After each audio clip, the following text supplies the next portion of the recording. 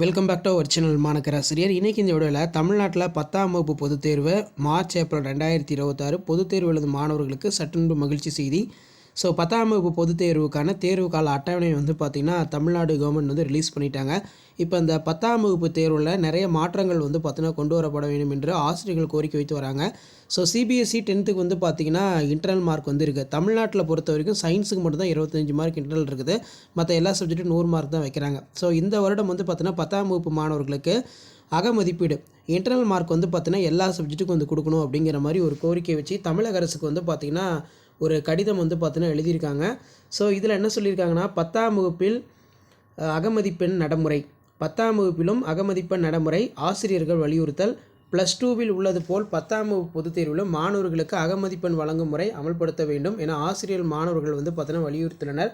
தமிழகத்தில் +2 பொதுத் தேர்வில் தமிழ் ஆங்கிலம் பாடங்களுக்கு தலா 10 அகமதிப்பீடு மதிப்பெண்கள் மாணவர்களுக்கு வழங்கப்படுகிறது. 90 மதிப்பெண்களுக்கு பார்த்திங்கன்னா வினாத்தாள் எடுக்கப்படுது. அறிவியல் பாடத்துலையுமே பார்த்தீங்கன்னா மதிப்பெண் அகமதிப்பீடு இன்டர்னல் 10 மார்க் கொடுக்குறாங்க. செய்முறை 20 மார்க்கு 70 மார்க் தான் பார்த்தீங்கன்னா எக்ஸாம் நடக்குது. 30 மார்க் பார்த்திங்கன்னா ப்ராக்டிக்கல் ப்ளஸ் இன்டர்னல் கொடுக்குறாங்க. 10ஆம் வகுப்பு பாடத்திலும் பார்த்தீங்கன்னா செய்முறை தேர்வு மதிப்பெண்கள் வழங்கப்படுகிறது. இதில் பார்த்திங்கன்னா அறிவியல் பாடத்துக்கு மட்டும்தான் தமிழ் ஆங்கிலம் கணிதம் அறிவியல் பாடங்களுக்கு அகமதிப்பெண் வழங்கும் நடைமுறை இல்லை.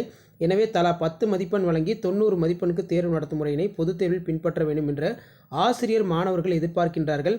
இது குறித்து தமிழ்நாடு தமிழ் ஆசிரியர் சங்க மாநில பொதுச் செயலாளர் இளங்கோ கூறுகையில், மேல்நிலைப் பள்ளியில் உள்ள நடைமுறையினை 10ஆம் வகுப்பிலும் கொண்டு வர வேண்டும்.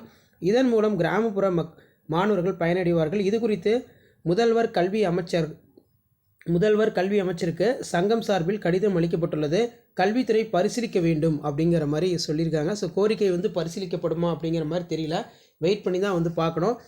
கண்டிப்பாக இன்டர்னல் மார்க் கொடுத்தா எல்லா ஸ்டூடெண்ட்ஸ்க்குமே பார்த்தோன்னா ரொம்ப யூஸ்ஃபுல்லாக இருக்கும். 10ஆம் வகுப்புலையும் இன்டர்னல் மார்க் வேணும்னு கேட்டிருக்காங்க. +2வில் உள்ளது போல் 10ஆம் வகுப்பு பொதுத் தேர்விலும் மாணவர்களுக்கு அகமதிப்பெண் வழங்கும் முறையினை அமல்படுத்த வேண்டும் அப்படிங்கிற மாதிரி ஆசிரியர் மாணவர்கள் வலியுறுத்தினர்.